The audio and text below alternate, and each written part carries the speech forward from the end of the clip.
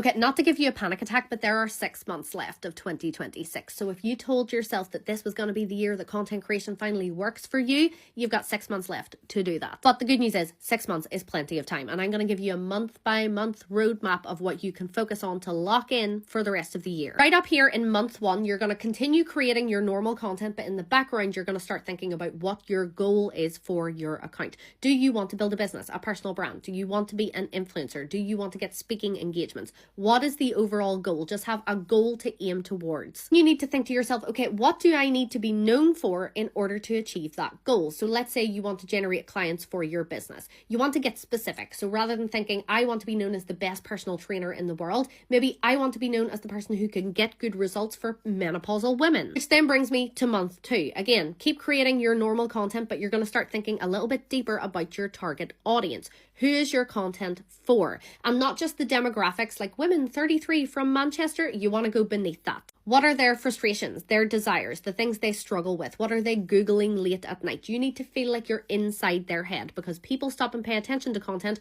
when it feels personally relevant to them. You need to know all of these things, because these are going to be the things that you talk about in your content. These are going to be your topics. And in month 3, we're going to make sure that we have the right content strategy, that you're focusing on the right type of content to get to the goal you have. Because, for example, there's no point in you wasting time doing a lot of trending videos and funny videos if you want to generate clients and be seen as an expert. If you want to be an influencer, there's no point in you doing lots of tips and advice and educational content. Instead, you need to focus on building trust, lifestyle content, storytelling content, organic product recommendations. And in month 4, we're going to study what other successful creators are doing. You're not copying anybody else's content for the love of God, but you're going to study other people who are successful in your niche or outside of your niche, and you're going to look at their hooks, how they structure their videos, the way they film their videos. Month 1, 2, and 3 are all about laying the foundations of a really good strategy, but month 4 is about starting to get attention. So you want to study what has worked for others and use that in your content. Don't copy anybody else, but look at what works. And month 5 is all about volume. You're going to take a look at what has worked for everybody else, and then you're going to make a shit ton of content using those tactics. Similar hooks, similar structures, similar angles for topics. And in month 6, we're going to analyze the results. So in month 5, you've created so much content, you'll now have data to look at.